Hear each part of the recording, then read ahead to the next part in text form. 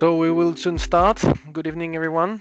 Thank you for joining this first Theraclion webinar on the topic of HIFU for the treatment of challenging venous ulcers. So I'm Thibaut, I'm Theraclion Chief Business Officer, and today we have the pleasure to have Dr. Obermayer and Dr. Steinbacher from Melk, Austria. So we will shortly proceed with their presentation. I invite you all to ask your question directly into the chat. We will answer them at the end of the session. For your information, this webinar will be recorded. You will have the possibility to watch it in replay on Theraclion website and directly on our YouTube channel. We will now switch the presentation to you.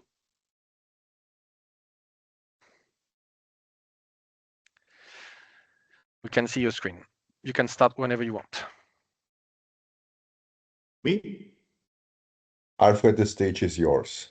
Okay. Thibaut, thank you very much. Dear colleagues all around the world nearly, venous leg ulcers are still an issue in our time. That's my disclosures. I treat and handle with ulcers. I did my first operation on a chronic venous leg ulcer in 1992. We did lots of publications in this issue. You can look at them. The cause of crural ulcer, most of them are venous.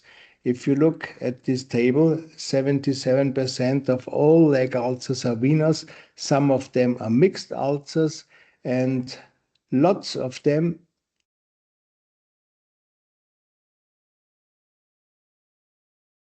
particle material, and lot of differential diagnoses around ulcerations, but most of all the ulcers are venous ulcers. David Negers said there are only 4 facts about venous leg ulcers which can be stated without fear of contradiction. They are very common, I showed you. Their treatment is time-consuming and tedious. All of you will know it. They are not life-threatening, and most surgeons would prefer someone else be looking after them. And I want to tell you, I'm not the most surgeon, and I expect that all our visitors also become not a most surgeon, that you take care of venous leg ulcers. There are similarities in all patients. At the beginning, an ulcer is very small, following a slight injury. The patient tells you, my ulcer was growing slowly, painfully, and persistently. My wound healing is very good, except at this location. Why this wound does not heal? We live in the year 2026, and intractable venous ulcers are still common, painful, quality of life reducing, expensive, and the cause of amputations. It's crazy. Despite extensive research, studies, guidelines, recommendations, one of the famous papers written by Manello, Raffetto, they did investigations of the biomes, all the substances found in the wound, in the exudate, proteinase inhibitors, and so on, the different growth factors, but they don't help you that the ulcer is healed. The same group presented a study when you look just at the substances, the different substances, the CCl3, and so on, and so on. As a surgeon, I don't understand this. This is another world. I'm deeply impressed by this knowledge, but if the patient is sitting in front of me, I can't help the patient with this knowledge. And in summary, the group wrote, it's important to understand the complexity of wound healing. Maybe sometimes we can heal. Venous leg ulcers are intractable to treat. Why? There are 2 reasons an ulcer doesn't heal. One is endogenous, and the other is an exogenous disturbing factor. And now I would ask Ferdi, please tell us about exogenous disturbing factors, why an ulcer doesn't heal. Hello, everybody. Thanks for joining the meeting. If somebody has a wound at an ankle, if you look at this patient, it's a very young patient. You can clearly tell when you look at this wound, this is no venous leg ulceration. This was a accident with the motorcycle. A young patient, he fell, and it was a abrasion on the inner ankle with contusion and excoriation. And we take a look, everybody knows that, but we take a look how a normal wound healing should present. This is the natural history after 1 week. Just remember, this is a young patient. He has a good arterial perfusion. There is no varicose vein on the leg, no thrombosis in his former history. You can see after 1 week, the wound already starts to heal. There is no endogenous disturbing factor, but in his case, there was also no exogenous disturbing factor, which means nobody put some kind of ointment, some kind of cream on the wound. So the natural history is that you can see after 4 weeks already a crustal gap on the wound, and underneath it, the healing is going on. The scab is an occlusive wound dressing. It's permeable for oxygen, and if there's too much moisture, it opens and it closes itself, and there are no incompatibilities with some kind of creams and ointments. And after 12 weeks, you can see the scab falls off, and underneath there is, of course, some scar tissue, but it's healed. So this is like the normal history if there is no endogenous or exogenous disturbing factor. This is after 14 weeks. Alfred asked the patient to send some pictures to keep us updated. We, of course, told him, please don't put any kind of cream and ointment on it. If you take a look at the exogenous disturbing factors, Alfred made a good study, and we found out that the documented contact sensitations and allergies were found in 52% of the ulcer patients in the publication from 2006. And please note that 28% of the patients had more than 5 allergens in their allergy pass. Take a look at the names here, paraben. There are some allergies. I don't even know what this is. So these are all ingredients of the different ointments that were put on this ulceration. You can see a little ulceration in the middle and the reddish skin around it, where somebody thought maybe this patient has this ulceration because there's a lack of ointment. And what also was very impressive, in 48%, so we had like 52% with documented contact sensitization, and the other 48% never had an allergy test. So of course the number might be higher than in this study. This is also a very good documentation, quite old, from 1998, from Gallenkemper.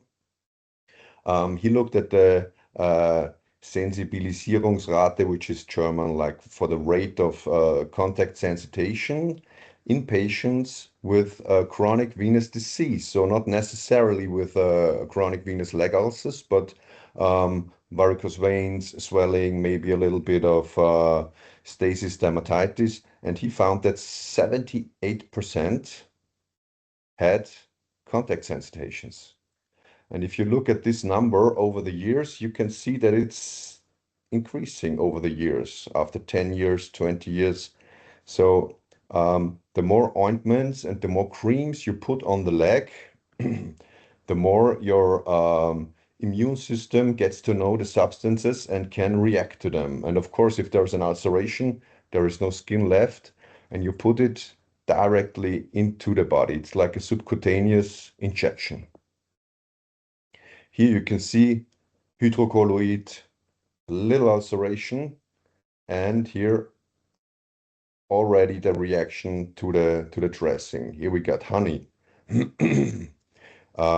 Exogenous disturbing factors. We have a lot of pictures from our patients. They all started very, very small. And you can see if I put this dressing on the leg for another 4 weeks, 5 weeks, the ulceration will become this large. Here we have plenty of pictures. And these complications are iatrogenic, so they are from us, and they are completely dispensable. So please look out for them. It's always very difficult if we get a new patient with ulcerations and he tells us, I have this leg ulcer since 1 year. It's hard to get it out of the brain that you are the doctor who has the right ointment, the right cream to get this ulceration healed. Because since 1 year, they are going from doctor to doctor and everybody's putting some new ointments on it, and it gets worse and worse because the immune system is getting to know the different things that are put on the ulceration. Here again, the leg with the Medihoney on it. And you can see the enzymes contained in honey. There are quite big proteins. They are attacked by our immune system, and you can see the ulceration. It's saying, I am no bee. Please stop that. You can tell it on the skin. This is no bacterial infection. It's already telling you something is wrong here. Contact dermatitis caused by ... You can put whatever ointment you want inside. You can see that the skin is irritated and the ulceration will grow if you keep on putting these things on the ulcerations. You can see here the ulceration, which started like this. Then they put another dressing up here. It got like to this size, and then it grew even bigger. Also here, Küçük told us that it's a very common problem in chronic venous leg ulcerations, and the real battlefield is here inside. This was a ulcerated patient we operated on. We did some skin grafting, and unfortunately, in the hospital, they put hydrocolloid on it. You can see the leg already knew the hydrocolloid and started to attack it. So when you remove it, it is able to heal. If you put some corticoid ointment on it, then of course the inflammation gets less. Corticoid takes away the inflammation and doesn't ask for the cause. But you can see that if you keep on putting this on the ulceration, the skin around it is getting thinner and thinner. And after some time, the ulceration will have this size. And as I told you, venous ulceration can present with stasis dermatitis, but after several ointments, the real battlefield is inside here. So Alfred, please tell us your secret. Ferdinand, thank you. That's a very, very important message. Our body, our immune system fights against foreign substances. All persons, all humans are individuals, and they have their own immune system. And as we know, we fight against foreign substances which do not belong to the body.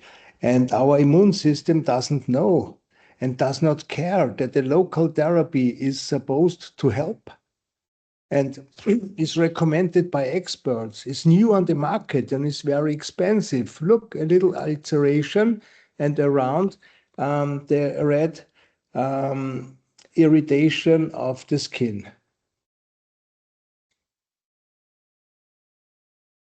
Thank you.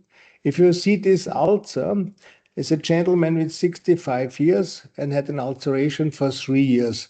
And normally this patient goes for a wound management. They decide what kind of treatment do we put on it. Compression therapy, there is worldwide a 1A recommendation for compression, and with a high level of evidence, you can order some drugs. And if the ulcer doesn't heal, it is intractable to treat. This is a definition from Vienna. If an ulceration doesn't heal within 3 months under compression, or you can see it's unhealed within 12 months, you can call this ulcer intractable to treat. And that's the indication to make a hemodynamic evaluation, and reflux control ulcer surgery may be a stental valve reconstruction. And the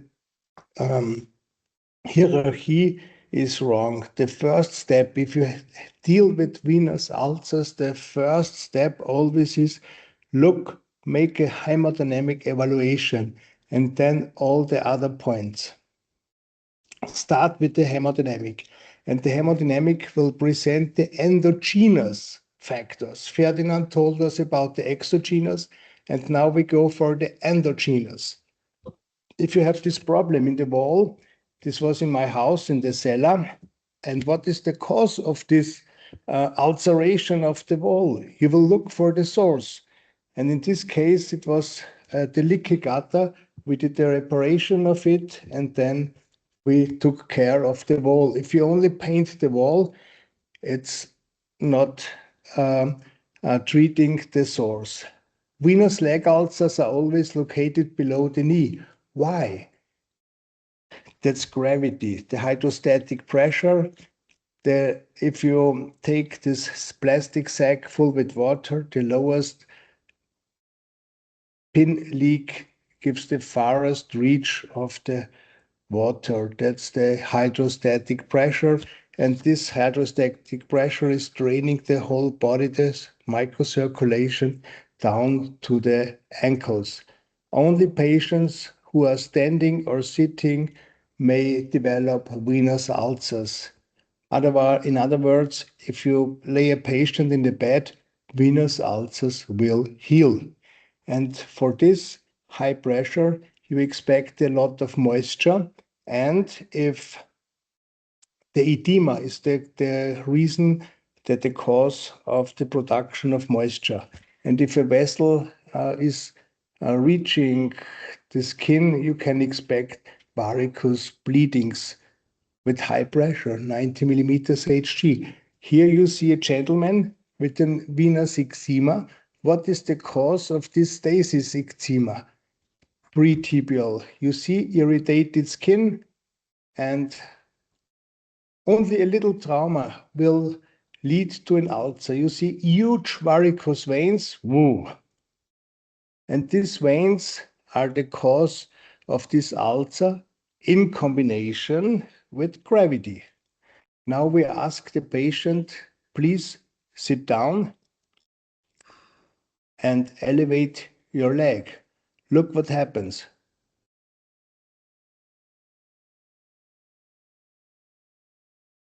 After elevating the leg, Ferdinand can't feel the varicose veins anymore. They disappear totally. There are no varicose veins. And the source of it, the insufficient GSV, is compressed digitally by Ferdinand. The patient stands up, and there are no varicose veins.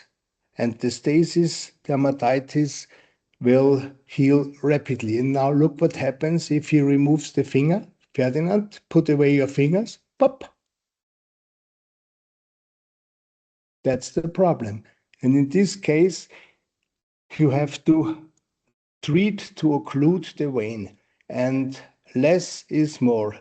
The exudation depends on the edema. If you have severe leg edema, you expect severe exudation, and these exudations lead to maceration, colonization, and it is a disturbance of the microcirculation, and the ulcer is growing.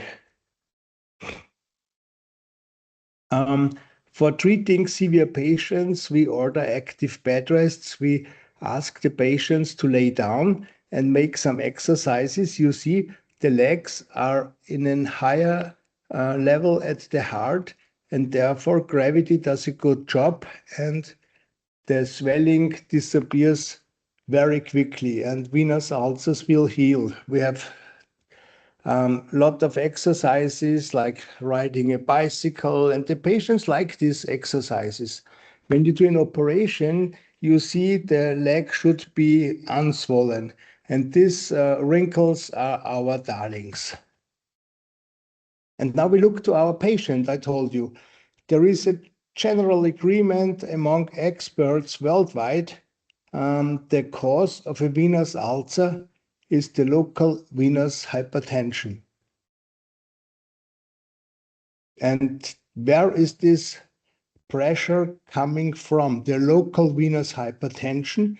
And in this case, it was an insufficient GSV and the enormous side branch bringing the pressure to this area of the skin. There is a second ulcer below the medial ankle. And we found But this. you can also see an ointment around the ulceration. Maybe it was a lack of ointment here.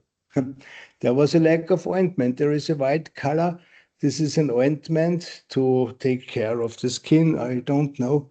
There is no local therapy which will reduce this local venous hypertension.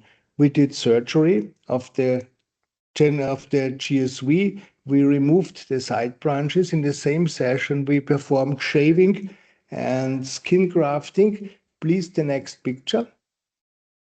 This is 10 days and 20 days later. After 10 days, you see already the staples inside, and 20 days later, the same patient. This gentleman became really angry and said, "Dr. Obermayer, you can't imagine what happens to me the last 3 years. And why the other colleagues don't know it." I said, "Sorry for that." But this gentleman also allows us a very important question. Which diameter is necessary to cause a venous ulcer? You have seen these huge side branches. And this answer was given by Blaise Pascal in the 17th century. There was the famous bet. Pascal said he was dealing with mass and pressure. I am able, with the small volume of 3 glasses of wine, to make this wine cask explode. And he did the following exercise. He took a long tube, a thin long tube. You see, he fills in this third glass of wine, and then the cask explodes. This is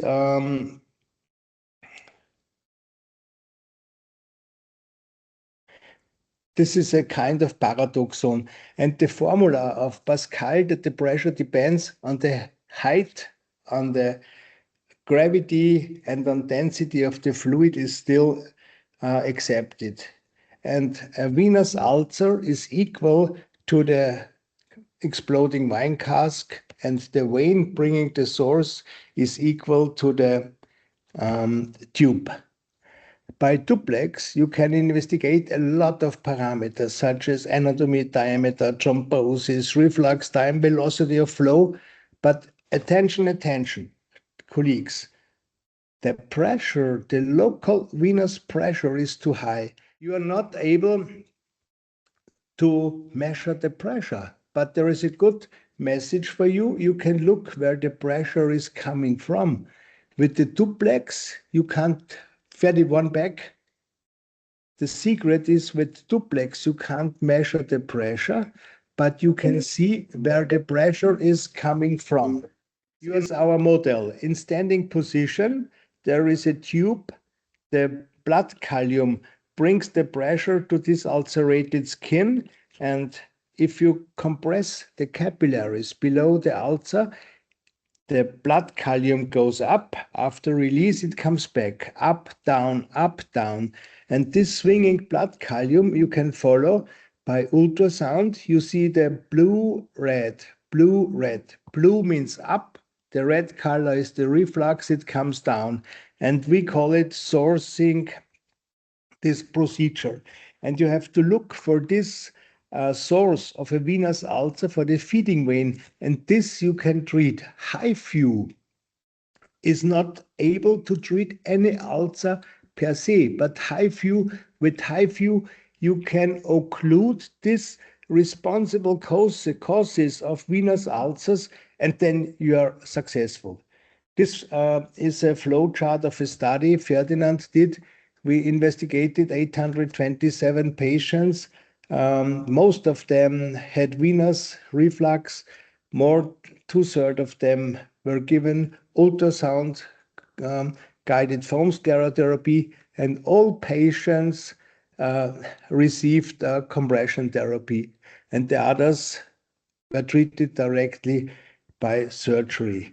The reflux group we did by foam sclerotherapy. We know foam sclerotherapy is an efficient method, but HIFU is better.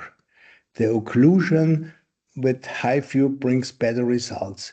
Here you see a vein, a patient with a severe venous ulcer on the medial aspect. You see a contact sensitization, the skin is red, and now we perform our sourcing procedure. What is the source of this ulcer?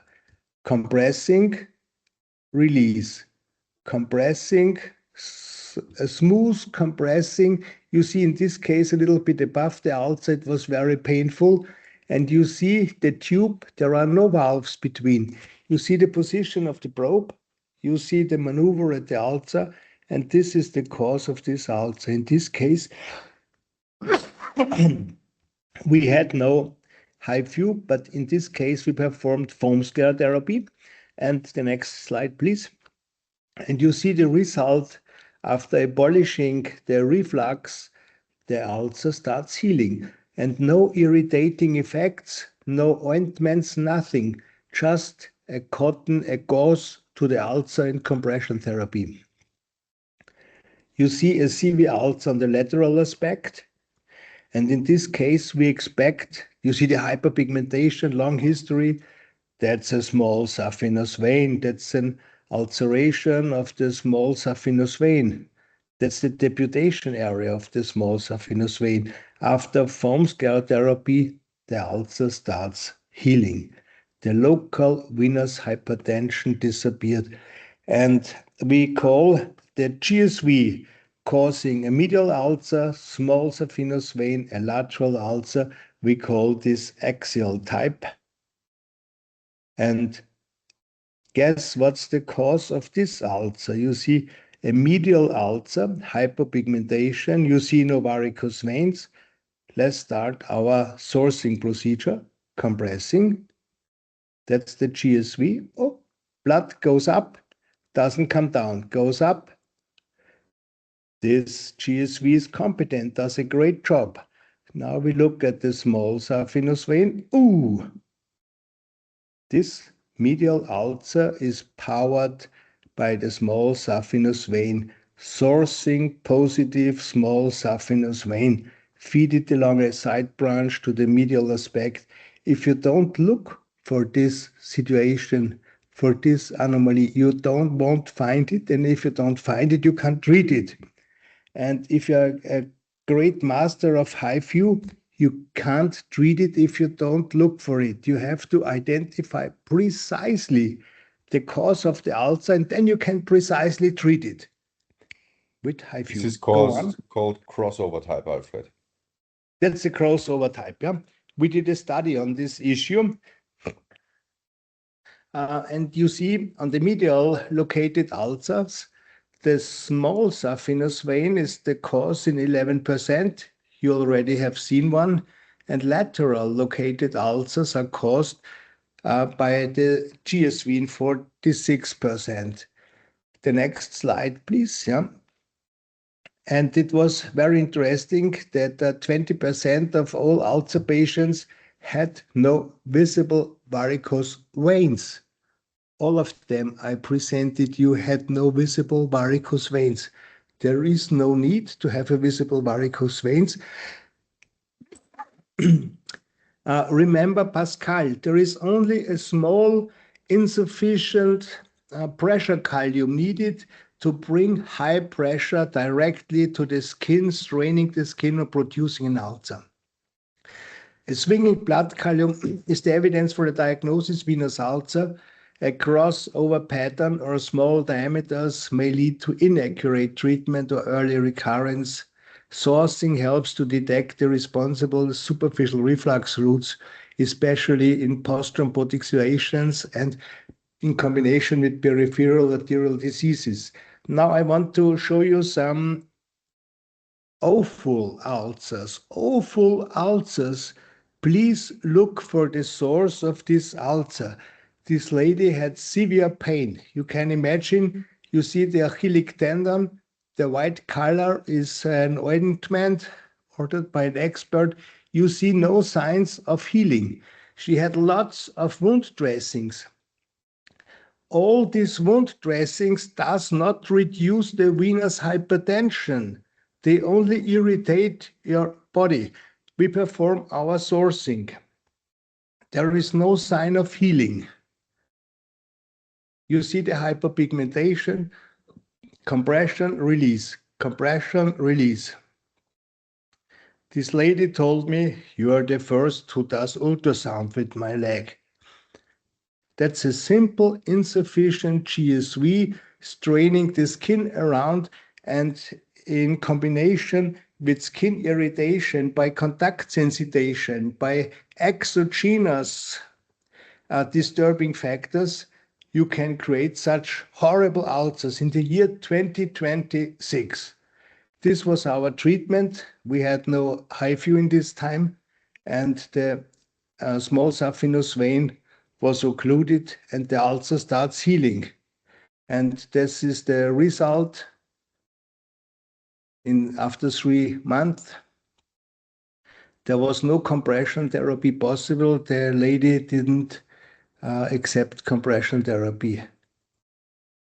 You see that the small saphenous vein was occluded. 1 year later, the ulcer was totally healed on both legs. And this is the biggest honor for a doctor, the face of a smiling old lady with a healed ulcer with horrible pains.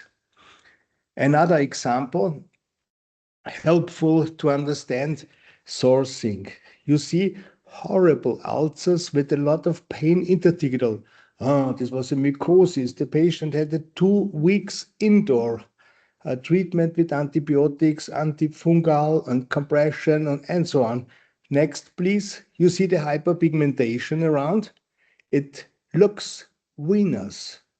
Go on. We make our sourcing. The gentleman had a post-thrombotic situation, and all the pressure. You can see the hyperpigmentation on the lower leg, on the lateral side of the forefoot.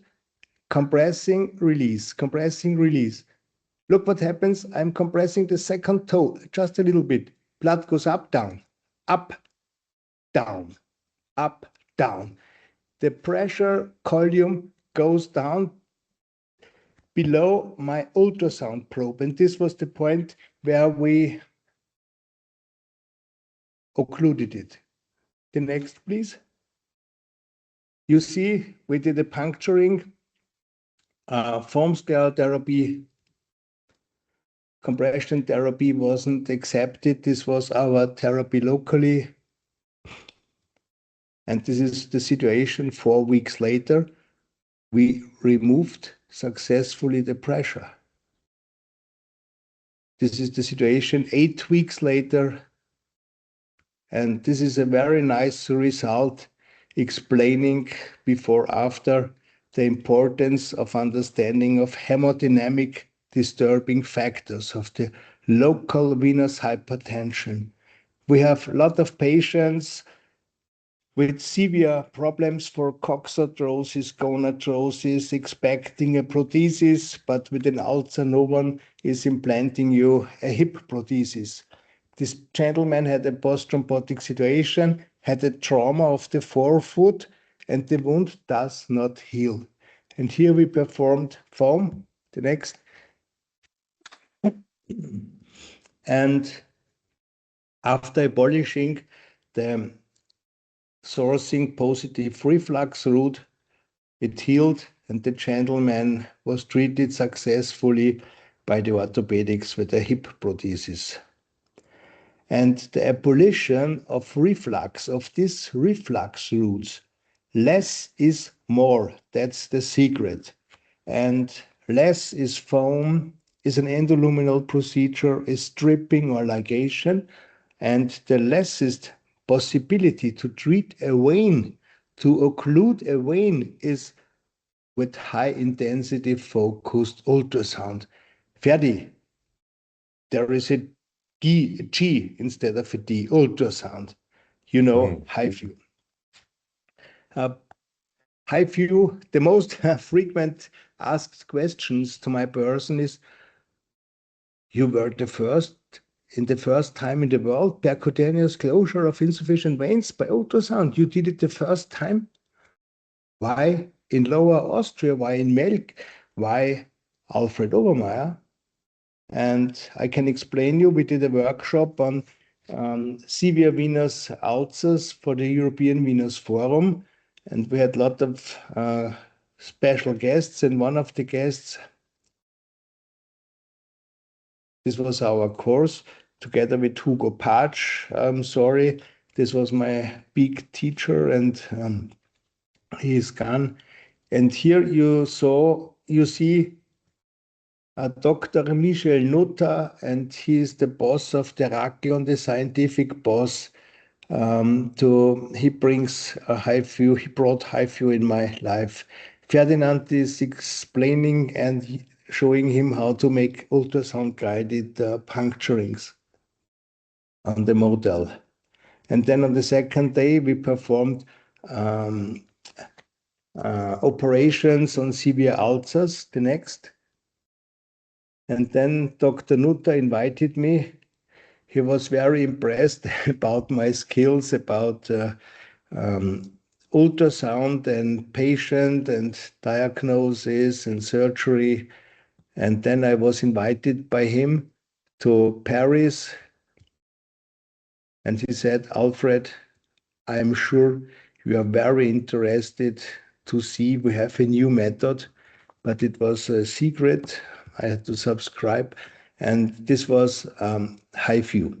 It was already known to treat breast fibroadenomas and thyroid nodules. And then I came to Paris with a piece of turkey breast. You see the HIFU system. As from barbecue, I know if you grill a turkey breast, the meat becomes white. And you see that's the HIFU. Now the treatment starts. I inserted a little Venflon, a pronula. And this is afterwards. And then I looked what happened. Small energy, and precisely I got the cannula. This precise targeting, I was deeply impressed. A little more of energy, and I tried several options how to bring energy in the depths. You see, the way down to this little spot, the grilled spot, there is no reaction in the tissue, not at the surface, only in the depths. You really are able to bring high temperature to the depths of the tissue. The next, please. And then I had the possibility to try this on the veterinarian university in Paris. You see Dr. Nutter, we had a sheep and very modern anesthesia, and we treated everything. Normal, you don't treat. We shot against veins, arteries, nerves, and bones. And you see my leg holder. And then afterwards, I had the possibility, after the sheep was euthanized, to see what happened, what we treated, how does it look. It was really a big story. And then with the help of John Lennon, I said, imagine there is no catheter. It isn't hard to do, no scalpel and no needle, and no infection tool. Imagine varicose veins are treated from outside, and this in combination with ulcers, no fear of infection. You make an operation and there is no sterile file needed, no fear of an infection. You know, the procedure is always the same. The first is adjustment of the VTU, the visualization treatment unit. We did the first study in Austria, and now I show you a patient with a lateral ulcer, located ulceration above the lateral ankle. There was a sourcing positive medial perforator, and the next, irritating cross over the skin on the medial aspect. Now you see compressing, release, compressing, release. The probe is in my right hand. It's a medial located insufficient perforator bringing the pressure around the leg. The perforator is marked, the VTU positioned. You see automatically precise targeting on the screen. And then in this case, we used a 4-second shot. You can see the before-after reaction, perforator, treated, non-treated, treated, non-treated. And that was a successful treatment. The perforator was occluded. And of course, the ulcer, which was strained by this high pressure, healed. You see the insufficient perforator. The deep vein is still open, and the perforator is occluded. No The first pressure comes. perforator we saw, Alfred, was not the treated one. This was competent. It was the second one we saw in this video The right now. second, this one, yeah. There is another perforator was competent, and the second perforator was the treated one.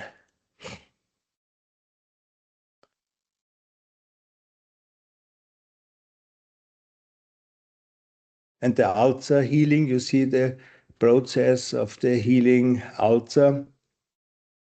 If the local venous hypertension is abolished, this was our grandfather, the grandpa. The next, he had a painful ulceration on the medial side of the leg. This we published as case study. You see ulcers, ulcerations, and atrophy blanche lesions on the left side behind where the two arrows are. There was a perforator bringing the pressure. It is marked with a green cross. Then the location of the VTU. And then we did the treatment of the ulcer, and the treatment was successful. The follow-up after 3 months, the skin, the irritated skin refilled, and you see the video, please. The occluded perforator. I put on the ultrasound. That's the perforator. And in this case, you see the occluded perforator. By compressing release, I can compress the deep structures, and there is no flow anymore in the perforator. That's a lateral perforator. We call it a high passy perforator. We did the treatment in this area, and the skin was irritated, red, and under pressure. You see the fascia, the perforator compressing. It's an incompressible perforator, and we can check if there is any flow. There is no flow. The perforator is occluded, and therefore the skin becomes silent. We had another perforator on 15 centimeters with a successful treatment. 8 weeks later, the ulcer healed. We could remove this cap 8 weeks later, this was the perforator, compressing, release. You see the deep veins are compressible. The deep veins are compressible, and the perforator isn't compressible. It was very interesting for us that the committant arteries, there are often small arteries accompanying veins perforating the fascia. You see the artery? They survive. With HIFU, we are, it seems, not able to occlude perforating arteries. Maybe the flow is in the artery permanently and high, and this flow has a cooling effect of the arterial wall, and so we don't occlude them. This is a topic of a student for a master thesis now. Ferdinand, our CEO from Theraclion, Martin de Terre, he said in the last meeting in Parma, don't miss the robotics and artificial intelligence and focused ultrasound wave. Ride it. We should ride this wave. And he invited all of them.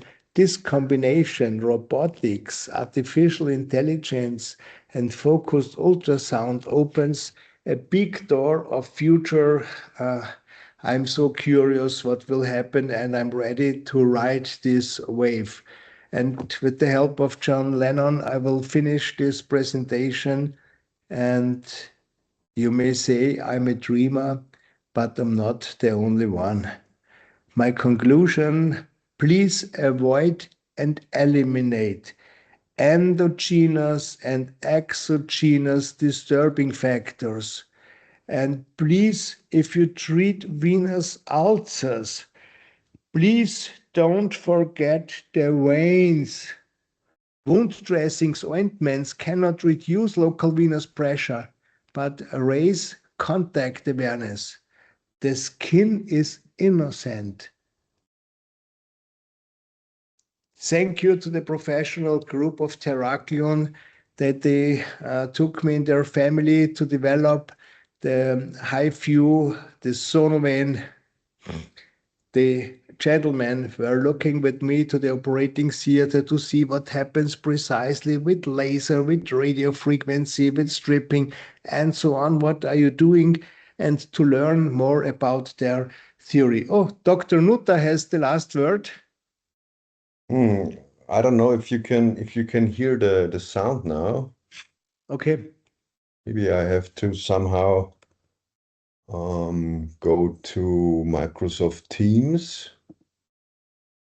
The speakers.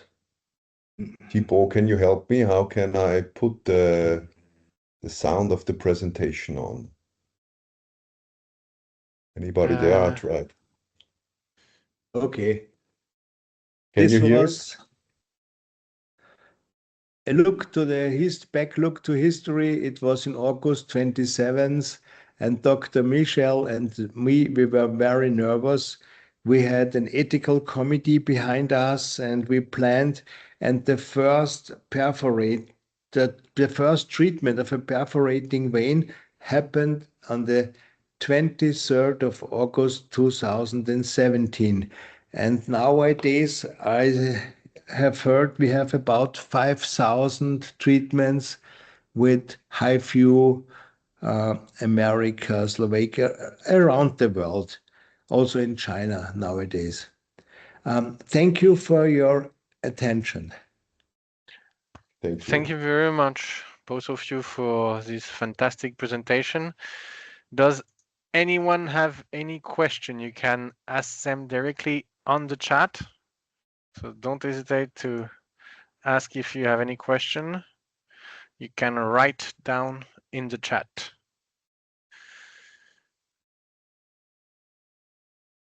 We'll let a few minutes for people that want to write down in the chat.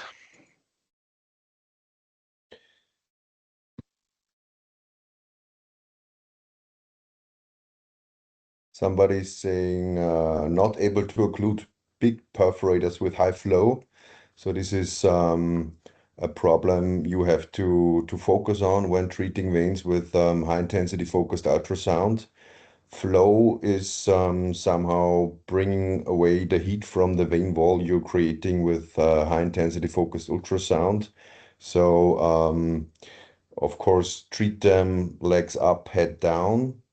And we are also working with local anesthesia, not only to make the treatment more bearable for the patients, but also to compress with the local anesthesia the diameter of the veins so that there is less flow. So this is a very good point. Thank you for this comment. If there is less flow on a GSV or on a perforator, the heat is kept right on the vein wall. So this is like the theoretical thought behind it. George said he often sees medial located ulcers fed by a small saphenous vein or perforating veins. Go on, George. That's fine. I totally agree and congrats. We have a newspaper for medical doctors in Austria, and I think, Alfred, it was 1 year ago, there was a article which said lateral ulcerations are mostly arterial ulcerations and medial ulcerations are mostly from the veins, which is of course complete nonsense. Ulcerations around the ankles with all signs of venous stasis should always be venous unless you can show everybody that the veins are okay. So always look for the source, go around the ulceration. Are there varicose veins which are maybe not seen by the eye but by the ultrasound, and then go for the treatment. Any other question from the audience to the chat? We have one question, two questions. Also, local anesthesia pushes the vein away from the skin, or if you put the local anesthesia underneath the vein, you can push the vein up. So if there is if the vein is too deep or maybe like borderline, you can put some local anesthesia underneath the vein to get it up a little bit. And as George is saying, if you put a bubble above the vein, you can push it down a little bit. So you got like a focal point in high intensity focused ultrasound. The vein should be around 8 millimeter underneath the skin, up to 50 millimeter underneath the skin. So in this area, and if it's too superficial, you can push it down a little bit. A little bit. You also have two other questions. One from Angel. What do you think about the combination of EVLT for truncal vein with HIFU for perforator vein in one session? Is it cost effective? Cost effectiveness. HIFU is the most expensive way to treat veins. I know. It's at the beginning. I guess the prices will go down. But if you take in account that for a laser intervention, you need an operating theater, you need all the issues around you, sterile field, and so on, to be aware of an infection, it is price reducing. But we asked for a combination of laser, where was it? And HIFU, the perforator with HIFU, and the truncal insufficiency by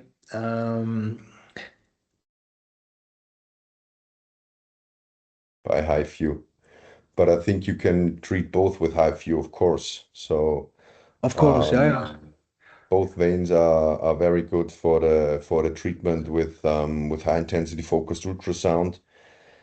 If we see patients for a follow-up after, let's say, 6 months, the picture looks exactly like after EVLA. So you can see that the vein is not there anymore. It's just like a white structure, like when you put a radio frequency or a laser fiber inside.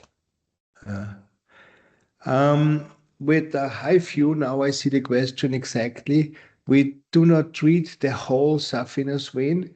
We treat the proximal part from the junction, maybe about 20, 25 centimeters. If this vein is occluded, maybe it's a kind of a Jiva approach, but you occlude the pressure calcium and ulcers will heal. We got another question here. Are you allowed to use adrenaline in the tumescent anesthetic? Well, at first, yes, we always use adrenaline for the vasospasm, but we don't use tumescent anesthesia. We just use it like pure, no dilution, and just like little bubbles alongside the vein. So for a 10 centimeter segment, for example, we use 10 cc. So it's about like 1 cc every centimeter to get like the pain away from the treatment and to get the spasm from the adrenaline. You also have earlier a question from Tom. Is HIFU for perforator in isolation or will the SSV and GSV treat it too? You can combine it, of course. You can treat truncal veins plus perforators with the high intensity focused ultrasound. I guess we had that in the question before. There is a question of Seban Guilhem. Do you often use a combination HIFU and ultrasound-guided foam? As all other methods, typically you use several techniques. You make maybe a surgery of the groin of the saphenofemoral junction, you make a stripping, and then you make a phlebectomy, mini phlebectomy, or you make a foam sclerotherapy. A foam sclerotherapy, in addition of an abolishing of truncal reflux, is always a nice thing. It depends on the size of the varicose veins, and it is allowed because this method of HIFU is very new, and in Austria we had lots of patients in study design. We never did it in one session. We did the treatment of HIFU to see precisely what is the consequence of HIFU, and the next day we used foam in addition to occlude the side branches. And everybody knows the procedure with a laser, for example. Lots of colleagues may only perform laser of the truncal vein and tell the patients come back in 3 months and we look at the varicosities. So maybe they are gone after the laser. If they're still there, they perform foam sclerotherapy. So the same is possible with high intensity focused ultrasound. And if the varicose veins aren't very big, we often perform HIFU on the truncal vein and make a follow-up after 3 months. Sometimes the varicose veins are completely gone, and if they're still there, the trunk is occluded. You can, of course, perform ultrasound-guided foam sclerotherapy for the varicosities. This is a very good combination. You have two questions from Cesare. How long does it take you to ablate a typical cocket 2 perforator? With a laser, it takes 5 minutes. Well, you always have to, if you're talking about laser, you have to take into account getting the patient into the OR, wash the leg, put the sterile dressing on, adjust the laser and stuff like that. Of course, then the ablation with the laser is quite quickly. I'm with you. but with the high-intensity focused ultrasound, the patient is coming in, laying down, you perform a little local anesthesia, and then the ablation of the perforator is quite quickly. It takes about, what would you say, Alfred, 15 minutes? What is your guess? 15 minutes. So it's not a very, very long vein. You put some pulses on the perforator. We often use the 4-second pulses on those veins, and on the next day they are occluded. Yeah. There are some issues. We also treat perforators by laser. It's you have to be a little bit experienced in puncturing, especially if the skin in ulcer patients, C6 patients, if the skin has a dermatolipofibrosis, you have to direct the needle from the beginning to the insufficient perforator, because afterwards you can't direct the needle. The tissue is very stiff and the needle goes only in one direction. You can go 3 millimeters beside. And if there is a calcification above a perforator or around the perforator, we try to avoid, we don't offer HIFU because we are afraid that you burn or you reflect. The ultrasound waves are reflected by the calcifications and don't reach the target, the insufficient perforator. There is another comment from, I hope I'm pronouncing it right, Jorges, I don't know. HIFU is great. I'm with you, but he says it's not one therapy for all of the veins. This is a problem we know in surgery. If you, for example, look at noduli hemorrhoidalis, there are several treatments, and also in varicose veins, there are several treatments because there are different types. So when I look at the biggest grade saphenous vein I treated, it had an aneurysm of 6 centimeters in the groin. So this is nothing for laser, it's nothing for foam, it's something for surgery, in my opinion. And if it's a small vein, you can perform laser or you can perform HIFU. So the reason why we have so many therapy modalities is because we have so many different veins, and this is a very powerful weapon. Of course, again, a very good comment. Thank you very much. You are, of course, right. It's not for every vein, but it's a very quick procedure for patients who leave your office right afterwards. I totally agree with Ferdinand and also with Georges. It seems he's a profession, but there exists no kind of treatment, unfortunately, which fits all. One size fits all doesn't exist in phlebology until now. And concerning the treatment time of laser, what you always have to take into account that, well, if you just perform a laser of a perforator, there may not be so much blood on the floor, but still you have to do some cleaning afterwards. With HIFU, there's no blood on the table. You can like wipe over with some alcoholic wipes, and the next patient can walk in. So the time between the treatment is very little.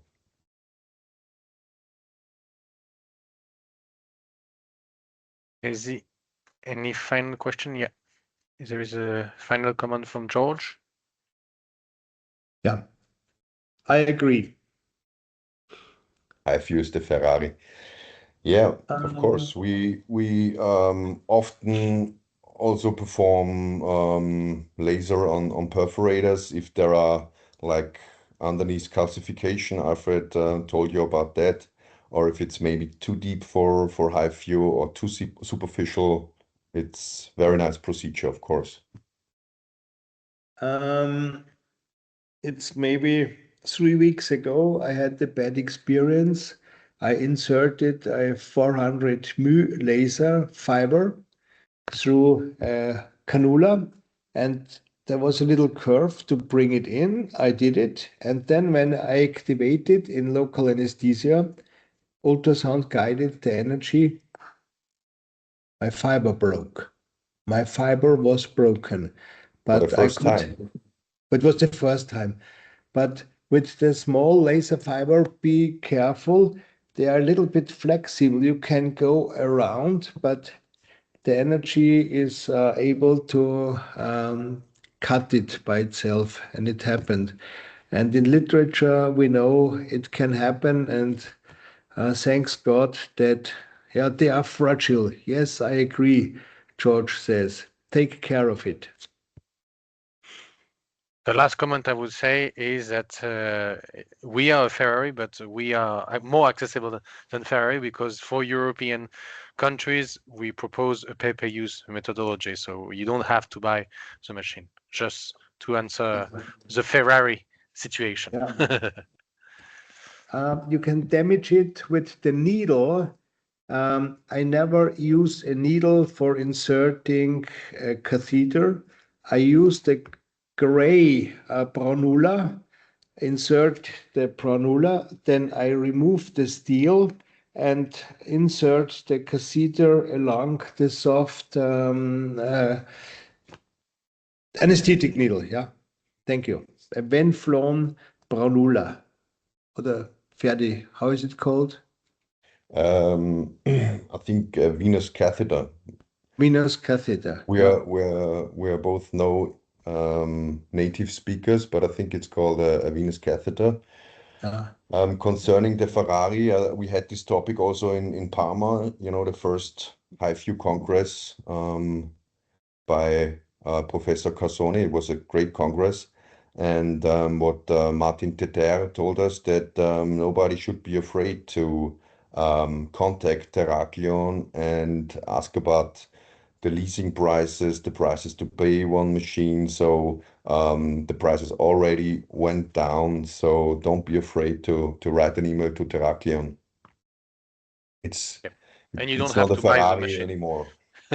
we are the Bugatti because we're French, but Yeah. but but It's you don't only a have to Bugatti because of the quality. but you don't have to buy the machine. You can, as I Yeah. say, have the machine put at your disposal and pay per use. It's another possibility as well.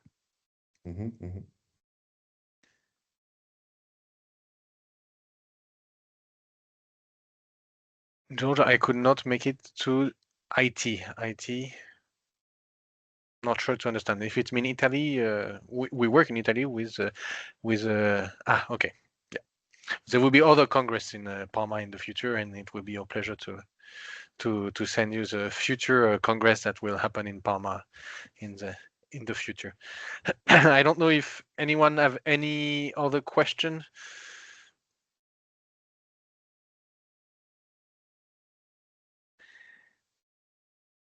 Then I think it's all for today. Thank you so much, Dr. Obermayer, Dr. It was a big Steinbacher. pleasure, and our presentation was mainly to detect the source of a venous ulcer. And HIFU is a big chance to abolish it non-invasive, minimally approach. And the most important thing is use your ultrasound, look where the pressure is coming from, and avoid exogenic disturbing factors. No honey, no, and so on. Ferdinand, you explained us precisely. Thank you. Yeah, I think I guess everybody in this webinar is a professional in treating veins and treating venous ulcers, but the reason why we put the exogenous factors in this presentation is because I think it's underestimated, at least in Austria. We have a lot of wound management centers where the patients are going for weeks and months. Nobody's looking for the cause, and they are coming with horrible eczema around the ulceration because of ointment. So if you're treating the vein and it's not getting better, it's getting worse and it's red around there, always ask about the ointments. What are you putting on the ointments? What is the reason why it's not getting better? So find the source, and please tell the patients. I often have to do it like several times. Sometimes I get a little angry.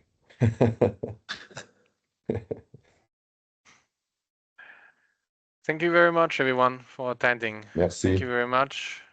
And this webinar will be available on YouTube and our website. Thank you very much for attending, everyone. Thank you to you both as well.